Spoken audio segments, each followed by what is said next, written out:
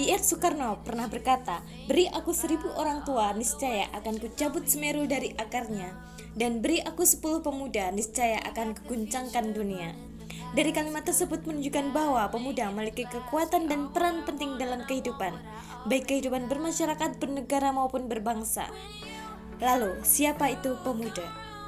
Menurut Undang-Undang Nomor 40 Tahun 2019 tentang Kepemudaan, disebutkan bahwa pemuda adalah warga negara Indonesia yang memasuki periode penting pertumbuhan dan perkembangan yang berusia 16 sampai 30 tahun. Pertumbuhan dan perkembangan seperti apa yang dimaksudkan?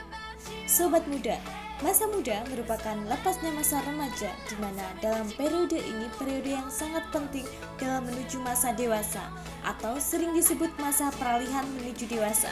Sehingga pada masa ini pemuda akan memulai hal-hal baru dalam kehidupannya, baik secara fisik, sosial maupun emosional. Di mana di usia ini, remaja senang mencoba-coba berbagai macam hal untuk menemukan identitas diri, atau yang sering disebut masa pencarian jati diri. Ciri-ciri pada masa muda sebagai berikut. Yang pertama, usia reproduktif, di mana remaja merupakan masa pematangan dari organ-organ reproduksi. Yang kedua, usia muda merupakan usia banyak masalah. Hal ini disebabkan karena masa remaja merupakan masa peralihan, sehingga banyak hal baru yang ditemukan dan remaja perlu melakukan penyesuaian diri. Dalam proses penyesuaian ini tentunya tidak mudah, dan remaja banyak menemukan permasalahan-permasalahan yang tidak ditemukan pada masa sebelumnya. Yang ketiga, usia tegang dalam emosi, di mana remaja sering berpikir jangka pendek dalam mengambil sikap atau keputusan ketika dihadapkan dalam kondisi tertentu.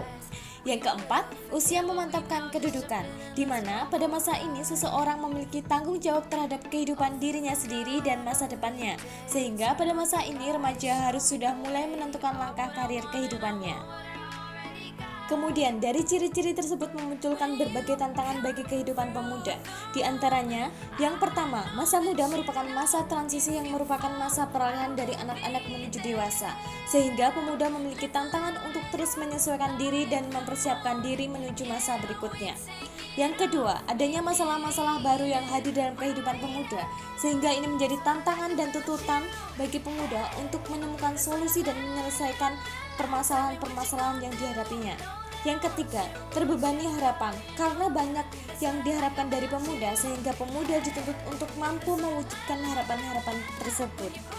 Nah, selain ciri-ciri masa muda dan tantangan pemuda, pemuda juga memiliki potensi yang dapat digunakan dalam mengatasi berbagai permasalahan yang dihadapi, serta dapat dikembangkan dalam kehidupannya.